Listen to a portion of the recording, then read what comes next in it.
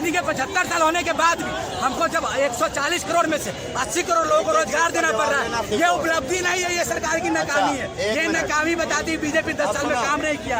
हमें 5 केजी अनाज पर लोगों को जिंदा रखना पड़ रहा है। हमने रोजगार नहीं दिया है लोगों को, हमें अनाज देकर जिंदा रखना पड़ रहा है। हम शिक्षा नहीं देंगे, हम स्वास्थ्य सुविधा नहीं देंगे, हम सिर्फ 5 केजी अनाज जरूरत है।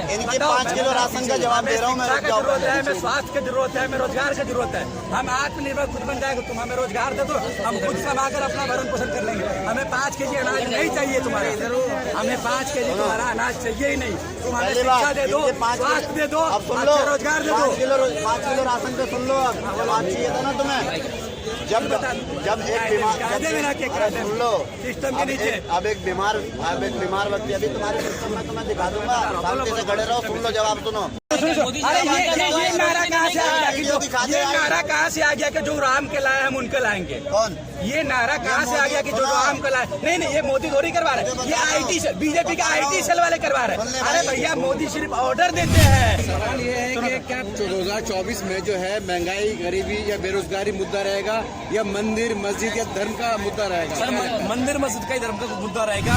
मथुरा के अंदर ज्ञानव्यापी मस्जिद जो है ना, उसके ऊपर जो मुद्दा चलेगा वही से ही बीजेपी ऐसा राजनीतिक मोदी ने कब बोल दिया कि मैंने मंदिर बनवाया मुझे वोट दो? एक वीडियो ये उठा के दिखा दे, मोदी ने बोला मैंने मंदिर बनवाया मुझे वोट दो। ये बस अपने आप का चूतिया पाई है, कुछ नहीं है इनका। ये रोज का एक एजेंडा पा गए हैं। मैनिफेस्टो में था ना कि हम राम मंदिर बनाएंगे अगर हमारी सत्ता आती है तो। मतलब राम मंदिर बनवाएंगे तो इसका मतलब मैंने राम मंदिर बनवाया, वोट दो।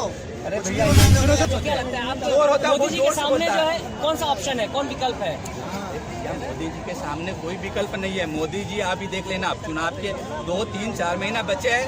मोदी जी अब देश में कोई ऐसा मुद्दा ढूंढेगा या तो हिंदुस्तान पाकिस्तान हो जाए, नहीं तो किसी कोई बड़े राज्य में बड़ा सा दंगा हो जाए कि एक लोगों को मेंटली रूप से है ना अपाहिज बना दिया जा सके कि तुम हिंदू के नाम पर वोट दो, कि मुसलमान तुम्हें सता रहा है, हिंदू के नाम पर वोट दो। बीजेपी ऐसा एक ढांचा खोज रहा है, पूरा एक ढांचा तैयार कर रहा है बीजेपी कि ऐसा कोई मुद्दा मिले कि हिंदुस्तान पाकिस्तान हो जाए तो हिंदू मुस्लिम हो जाए या बड़ा दंगा करा दे, या हो सके तो आपको पता है पठान हमले और उड़ी हमले की तरह कोई हमला भी करा दे, ऐसा भी कर सकता है। आपको भी लगता है कि हमला? सर, हमले की तो नहीं कहूँगा, लेकिन देश में कुछ ऐसी सिचुएशन हो जाती है जिनकी वजह से लोगों का माइंड डाइवर्ट हो जाता है। ठीक है, और जो लोगों के भाई सबको बताना चाहूँगा, जिन लोगों के दिमाग में ये बैठा अक्सर इससे पिछले सरकार में जो अक्सर जो हर जगह बम ब्लास्ट हुआ करता था, लेकिन सरकार में उतना है नहीं। इस सरकार में जितने भी आतंकवादी वो तब तक काफिला है, चाहे जितने भी माफिया है। सर, एक बार में हमारा 2019 में जो कांड हुआ 14 फरवरी वाला, वो आज भी दिल दहलाता है। 44 जवान शहीद हुए थे, वो एक बार में नहीं बड़ा। आज ही भारत को इन्फॉर्म करी है। अगर वो पहले से इस चीज की तैयारी की होती है हमारे साथ, तो पहले क्या रूल चलता था कि जो फौज की गाड़ी जाती थी, पहले फौज की गाड़ी जाती थी, उसके साथ गाड़ी जाती थी आर्मी की सेफ्टी के लिए, लेकिन साथ में कुछ हटा दी। ये नारा कहाँ से आ गया? ये नारा कहाँ से आ गया कि जो राम के लाए हम उनके लाएंगे? कौन? ये नारा कहाँ से आ गया कि जो राम के लाए? नहीं, ये मोदी थोड़ी करवा रहे हैं, ये IT सेल, बीजेपी का IT सेल वाले करवा रहे हैं। अरे भैया, मोदी सिर्फ ऑर्डर देते हैं, उनके करने वाले भक्तजन करते हैं, उनके IT सेल वाले करते हैं। आप बताओ, आप दुनिया में सभी लोग मानते हैं कि जो भगवान जो मेरा आस्था है हमें वो लाया। मैं मुस्लिम हूँ, मेरा मानना है कि हमें खुदा लाया, जो हिंदू है उसका मानना है कि हमें भगवान लाया। सभी लोग मानते हैं कि हमको राम लाए हैं, और बीजेपी में ऐसा एक आदमी है जो राम को ही लेकर आया है। सब लोग कहते हैं गॉड इज वन, सब लोग कहते हैं गॉड इज वन। उनसे पहले राम नहीं आए थे क्या? जवाब दे दो। सुनो, जब राम मंदिर के प्राण प्रतिष्ठा हुआ था तो एक फोटो दिखाया गया था, न्यूज पे भी दिखाया गया था कि मोदी जी हाथ पकड़ के श्री रामचंद्र जी को है ना लेकर आ रहे हैं। क्या बताओ, ऐसा कर दो। भगवान का भी अपने कभी किसान से मिलते हैं, मजदूरी की बात करते हैं, कैसे देखते हैं? वो तो आपकी बात सेम है, आपकी बात क्या है? ये बंदे को मैं कब से खड़ा होकर देख रहा हूँ। राम ये राम वो, आपको क्या लगे क्या मुद्दा होना चाहिए? राम से दिक्कत है, क्या मुद्दा होना चाहिए? मोदी आ रहा है, विकास हो रहा है, इंफ्रास्ट्रक्चर मजबूत हो रहा है। आप युवा है जो है 24 में क्या मुद्दा होना चाहिए? होना चाहिए, इंफ्रास्ट्रक्चर मजबूत हो रहा है हमारे। क्या विकास हुआ? गिनती कराओ, 10 काम गिनती कराओ जो तुम्हारे जीवन के ऊपर प्रभाव पड़ा हो। कराओ, गिनती कराओ। अरे भैया, मैं खड़ा हूँ। अरे मैं अंधभक्त से नहीं डरता, अंधभक्त से नहीं डरता, अंधभक्त से नहीं डरता। ये ठोक बिना कर सकता हूँ मैं। अरे भैया सुनो, मैं बाबा साहब के मानने वाला, अंधभक्तों से नहीं डरता। 10 काम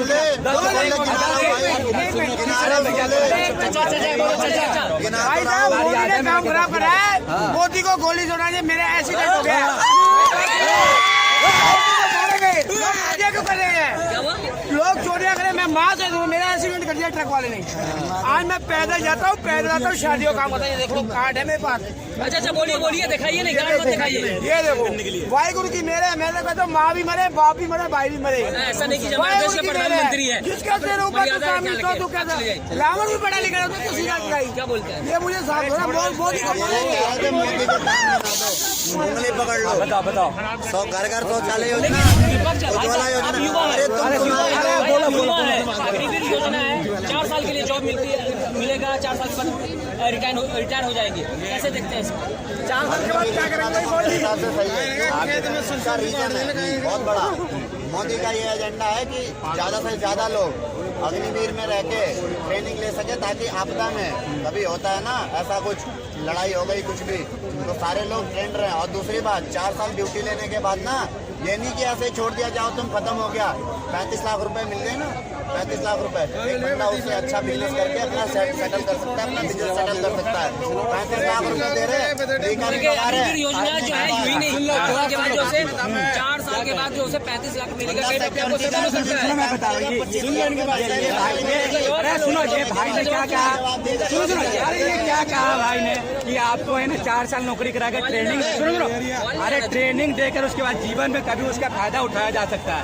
अब वो बेरोजगार रहा, उसको पैसा किल्लत रही, वो बंदूक चलाना सीख कर आएगा, हथियार चलाना सीख के आए, वो कहीं सुनो मैं बता रहा हूँ, पैसा इंसान को कुछ भी कराता है, पैसा कुछ भी करा सुनो ये सोचना पड़ेगा। जो किसी भी चीज को दोनों पहलू को देखना पड़ेगा। ये दूसरा पहलू है, बेरोजगारी कुछ भी ये सवाल है, लोकसभा चुनाव 2024 सामने है, बिल्कुल महंगाई कहा जा रहा है आसमान छू रहा है, विपक्ष लगातार जो है केंद्र सरकार हमला कर रही है। कहाँ महंगाई महंगाई होगी। 400 का सिलेंडर 1200 ही महंगाई नहीं। अरे भाई 1 जनवरी पेट्रोल 120 2014 की रिपोर्ट उठा के देख ले, 1241 रुपए का सिलेंडर था कांग्रेस की सरकार में। क्या मान सकता है तू? भाई लड़ाई क्यों कर रहे हो? शांति से बोले, शांति से सुने।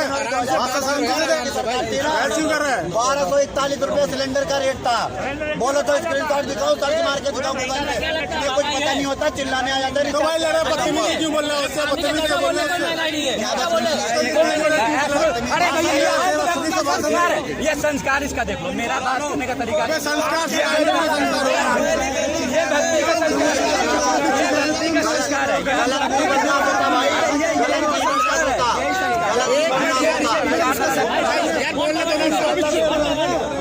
एक एक करके बोलो, समझ में आएगा ना बात ना, सारे बोलोगे क्या समझ में आएगा? एक एक करके बोलो ना यार। आपको बता दूं तो बीजेपी ने हमारे संविधान को कमजोर करने का काम किया। जो बाबा साहब अम्बेडकर ने 2000 सालों से गुलाम में पड़ी हुई जातियों को उधारने का काम किया, उस संविधान को ढांचे को खराब करने का काम कर रहा है। सेकेंड नंबर बात, बीजेपी देश में एक युवा के माइंड में नकारात्मक माइंडसेट में आती है। ये लड़का जो आज इतना बोल रहा है, 2014 से पहले इनका माइंडसेट इतना था नहीं। ये मुस्लिम के खिलाफ भी कांग्रेस उठा के जेल में डलवा देती थी जो उसके खिलाफ बोलता था। बात करते हो सुनो, ये कह रहे हैं 2014 से पहले अभी कितना हिंदू मुस्लिम कर ले तो कुछ नहीं होगा। तब बोल रहे हैं, ये खड़ा होकर यहाँ बोल रहा है। अगर यही कांग्रेस के खिलाफ ये बोल रहा था ना, कांग्रेस की सरकार में उठा के जेल में। अरे ये कंगना रनौत का भाई है, 2014 में सजा हुआ है। ये कंगना रनौत का भाई, इनके अनुसार 2014 में सजा हुआ है। विपक्ष लगातार आवाज उठा रहा है, अभी सत्ता पे आरोप लगाते आया है कि अभी मोदी गवर्नमेंट में यदि विपक्ष है उनकी आवाज को दबाया जाता है, कोई भी हक की बात करता है तो ईडी सीबीआई जो है उस पर उससे जो हमला कराया जाता है। ईडी सीबीआई मतलब ईडी सीबीआई हमला करने वाली चीज है क्या? जाके गोली मारती है क्या घर पे सीधा लोगों को? अरे गलत करोगे, काले धन छुपाओगे, देश को लूटोगे तो ईडी सीबीआई छापा तो मारेगी पकड़ने के लिए। हमारे बीजेपी में शामिल होगा, उसमें क्या कहेंगे? यार जवाब भी ले लो यार, सुनना भी सुनने की तसल्ली रखो, जवाब भी ले लो ना। भाई क्या बोलेंगे भाई? ईडी और सीबीआई पहले रेट मारती है, ठीक है, उसके बाद उसको समझाया जाता है कि या तो तुमको ऑप्शन दिया जा रहा है बीजेपी ज्वाइन कर लो, नहीं तो तुम जेल के पीछे। अरे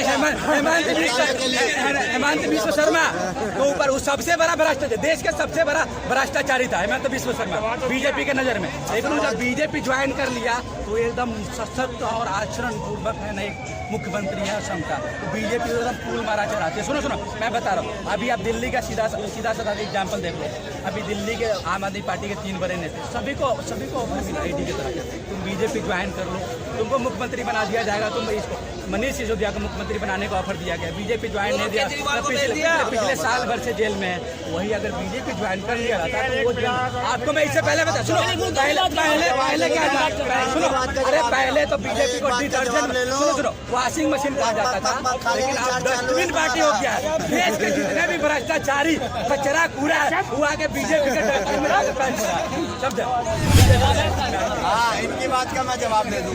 पहली बात तो जब जहाँ ईडी और सीबीआई रेड मारती है ना, तो अगर भी बच्ची पार्टी का कोई नेता होता है तो भाई को फोन करता है, नंबर निकाल के, हेलो हाँ भाई मेरे घर बीजेपी ने भेजा है सीबीआई वो रेड मारने के लिए। उसके बाद बोलते हैं मुझे बीजेपी बोला है, मेरे में ज्वाइन हो जाओ, तुम्हारे सारे पाप भूल जाएंगे। इनके लिए पर्सनली लेकर जाता है, पहली बात तो।